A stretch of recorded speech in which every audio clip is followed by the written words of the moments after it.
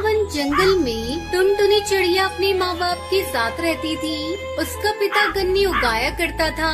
अपने पति के साथ साथ टुनटुनी की माँ भी गन्ने की फसल की देखभाल करती थी। एक दिन दोनों पति पत्नी घर लौट रहे थे। जी थोड़ा रुको, मैं थक गई हूँ। अब मुझसे और उड़ा नहीं जा रहा है। थोड़ा आराम करके घर चलूंगी। फिर दोनों पति पत्नी एक पेड़ की डाल पर बैठ जाते हैं। उस पेड़ की डाल पर बिजली का तार टूटकर गिरा पड़ा था, जिसकी चपेट में दोनों पति पत्नी आ जाते हैं और उनकी वहीं मौत हो जाती है। काफी देर हो जाती है। टुनटुनी के माँ बाप जब घर नहीं लौटते तब टुनटुनी को उनकी चिंता सताने लगती है। नहीं आए, रात हो गई है, अभी तक नहीं आए। चारों तरफ अंधेरा हो गया है, कुछ दिखाई भी नहीं दे रहा है। क्या करूं, किससे पूछूं? टुनटुनी कालू काका के घर जाती है। कालू काका, ओ कालू काका, क्या आपने मेरे मम्मी पापा को देखा है क्या? अभी तक वो घर नहीं आए हैं। नहीं बिटिया, मैंने उन्हें कहीं नहीं देखा। आज तो मैं अपने खेत पर गया ही नहीं था। रात बहुत हो गई है, तुम घर जाओ, कल सुबह देखने जाऊंगा। अगले दिन टुनटुनी कालू कौवे के साथ अपने माँ बाप को ढूंढने जाती है। कालू कौवा टुनटुनी के साथ मिलकर उसके माता पिता को ढूंढने लगता है। अचानक वो जोर से चिल्लाता है, जल्दी इधर आओ, ये देख, तेरे मम्मी पापा तो मर चुके हैं, इन्हें करंट लगा है। काका, अब मैं क्या करूं? कहाँ जाऊं? किसके साथ रहूं? मैं तो अनाथ हो गई। मत रो बिटिया, मैं तेरी बुआ दुलारी को फोन करके बुला लेता हूँ। तू उनके साथ उनके घर चली जाना।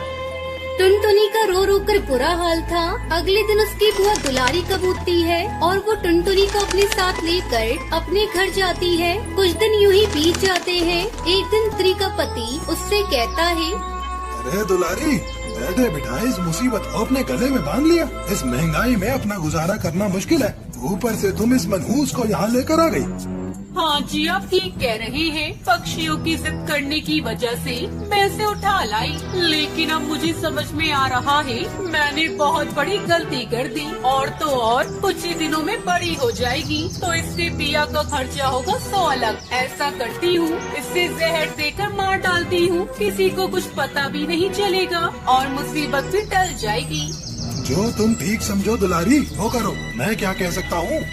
अपनी बुआ और फूफा की बात टुनटुनी चिड़िया सुन लेती है और रात होते ही वहाँ से भाग जाती है।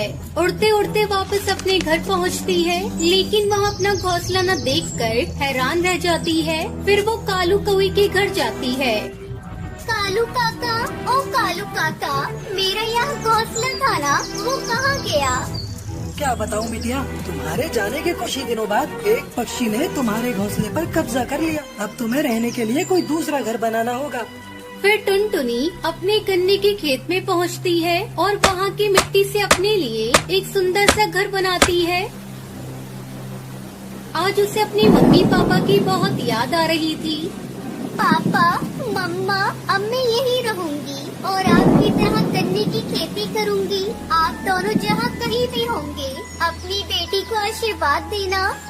तभी वहाँ कालू कौवा आ जाता है। बिटिया, ये तूने बहुत अच्छा किया, अपने खेत में मिट्टी का घर बनाकर। अगर तुझे कभी मेरी जरूरत पड़े तो मुझसे कहने में जरा भी संकोच न करना। मैं हर संभव तेरी मदद करूँगा।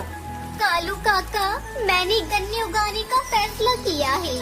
ठीक है बिटिया, मैं तुझे गन्ने की अच्छी किस्म की बीज लाकर दे दूंगा।